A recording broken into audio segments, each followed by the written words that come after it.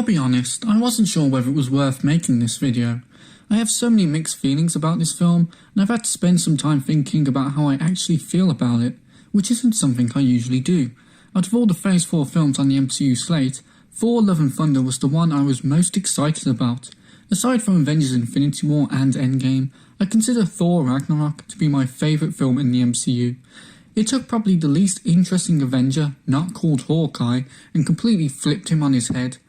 Thor has had a bumpy ride during his tenure in the MCU, beginning with a decent origin movie and then a prominent starring role in one of the biggest movies ever made, Avengers Assemble. That's what it was called here in England. I know in America the film is called The Avengers, but I just wanted to clear any confusion. However, despite a strong start, Thor had a major issue to contend with: Loki. Now, Loki is still one of the most popular characters in the MCU, and most importantly, one of its most popular villains. Thor has always been overshadowed by his brother, and it made him less interesting, unfortunately. This isn't to suggest that Thor was an uninteresting character, it's just that he had a higher hill to climb compared to both Captain America and especially Iron Man when it came to becoming the audience's favourite. Things really go downhill for Thor when Thor: The Dark World was released, a movie that some people still consider to be the worst MCU film. I wouldn't agree with those people, but I was a little kid when I watched the film, and half of it was set in England, so maybe nostalgia and bias is affecting me. Either way, after 3 films, people weren't really rooting for Thor like they were the other 2 major MCU characters. Iron Man had been a hit since his first film due to Robert Downey Jr.'s iconic portrayal, and Captain America came into his own in his third on-screen appearance in Captain America: The Winter Soldier, an MCU film still regarded by quite a large number of people as being the best film Marvel has ever put out. To make matters worse, Age of Ultron was released. Now, many people consider Age of Ultron to be a weak film. I'm not one of them, once again nostalgia, but one thing I won't contest is that Thor is one of the weaker elements of that film. He goes off on some boring side quest that has little relevance to the film he's currently in, and after watching Ragnarok, wasn't necessary for that film to exist. It feels like the writers didn't really know what to do with Thor in Age of Ultron and just cordoned him off away from everyone else so that they could put Idris Elba in the film. To recap, you have the original Thor where he's overshadowed by his brother, you have the Avengers where he is once again overshadowed by Loki, but is also competing for screen time with Iron Man, Captain America, Hulk and Black Widow, and also Hawkeye. Then there's Thor: The Dark World, often held as a low point in the entire MCU franchise, and then Age of Ultron, a weak film where Thor is one of the weakest parts. It should become clear that Thor wasn't exactly Mr. Popular. It probably says a lot that one of Thor's most exciting scenes was his brief cameo in the post-credit scene for Doctor Strange. It could not be understated how effectively Ragnarok turned everything around for the character. Although there were a few moments of comedy here and there throughout his tenure in the MCU, most people viewed Thor as a boring, serious man who was extremely easy on the eyes. Taika Waititi saw Thor and went, "Nah, I'm doing my own thing," cut his long luscious hair off, ripped his cape and threw some paint on his face. Thor: Ragnarok was a breath of fresh air. It was the first time that Thor wasn't completely overshadowed by Loki. The boring romance between him and Jane was absent. The tone was sillier than anything else Thor had appeared in. It was more in line with what we'd seen in the Guardians of the Galaxy films. However, it still treated its villain as an actual threat and had emotional moments to boot. It was a fun adventure that reinvigorated everyone's interest in Thor and his franchise.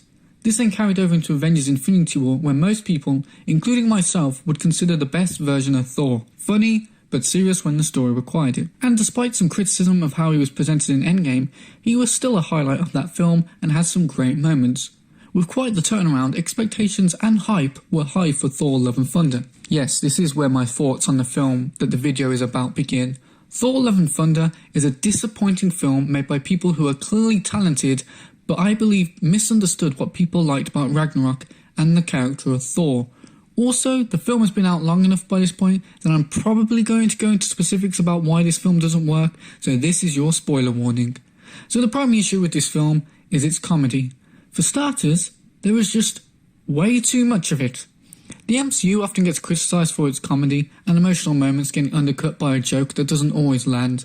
Love and Thunder is the film that I think most people will use when they highlight this issue with the MCU.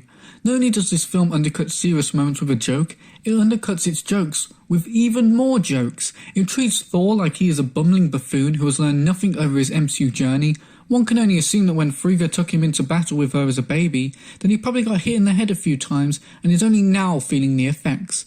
It's been said quite a lot, but this film feels like a parody of itself. There is a love triangle between Thor, his hammer, and his axe. Thor Ragnarok was better able to juggle the comedy and serious moments. For example, the first fight in both movies exemplifies this. In Ragnarok, the film opens with Thor chained up chatting with Surtur. Then it leads to a cool action sequence where Thor fights Surtur's minions, beats him in a fight, and then tussles with a dragon. In Love and Thunder, the first fight has Thor take on these chicken creatures, and the action sequence is cool, except that every 5 seconds it has to stop to have Thor do something silly like doing the splits. All of this occurs whilst the Guardians of the Galaxy are watching, who are completely wasted in this film.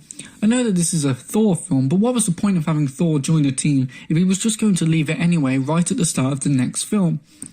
Apparently, the writers considered having the Guardians of the Galaxy show up at the end of the film to help Thor with his fight with Gorr, but ultimately decided against it because it was cliché to have the cavalry constantly show up at the end of the film. A cliché would be better than what we got with a bunch of children fighting monsters.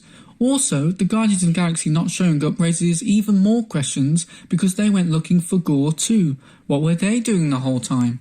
Clichés exist for a reason, and the climatic battle of Love and Thunder proves it. I apologise for constantly mouthing off about the comedy in this film, but that's the majority of this film. Korg was annoying in this film. I loved Korg in Ragnarok, and I loved him in Endgame, and I loved him in that Deadpool crossover advert thingy on YouTube too.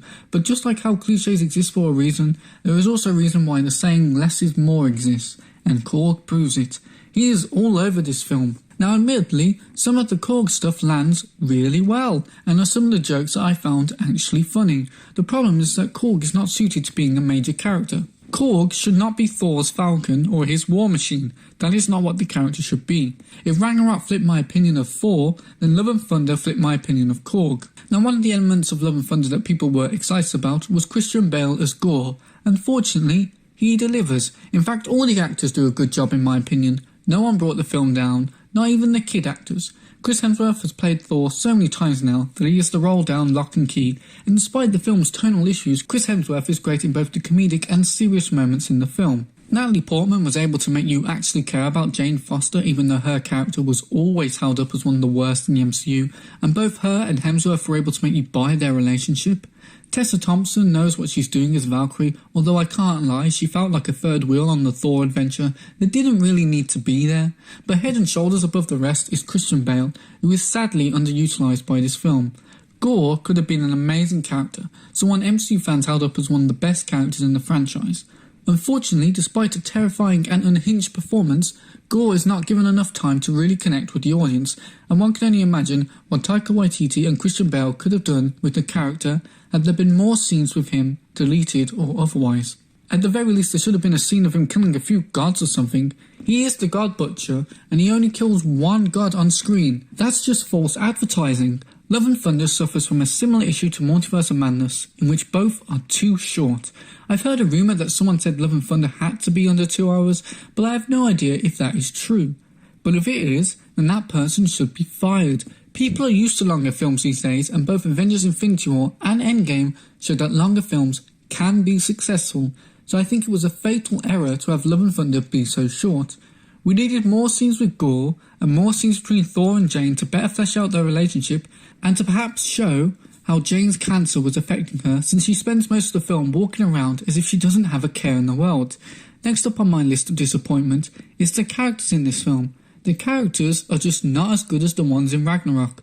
Gorr may best Hela in my opinion, but Hulk is gone, Loki is gone, Heimdall is gone, Odin is gone, the Grandmaster is gone. Who replaces them? Zeus?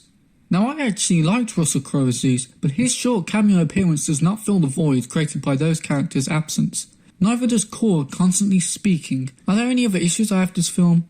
Oh, the ending. The ending sucks. It is so unsatisfactory, and the film treats it like some clever reveal by tying it into the title, which just made the ending even more annoying. I don't hate this film, but I really don't like it either. Thor is one of my favourite MCU characters, and this film didn't change that, but it did dampen my hype for the next Thor film. I know some people really like this film, but I believe even you would concede that it's not on Ragnarok's level. I'm sorry to be such a negative Nancy, but I was excited about this film, and it let me down. Is it the worst MCU film? No, that honour goes to either Black Widow or Ant-Man and the Wasp, but it does illustrate most people's frustrations with Phase 4 as a whole. The whole thing feels aimless. Phase 1 built towards the Avengers. Phase 2 was about introducing new characters and the importance of the Infinity Stones. Phase 3 was about building to Thanos. Phase 4 is about what exactly? I don't know, and I don't think Marvel did either.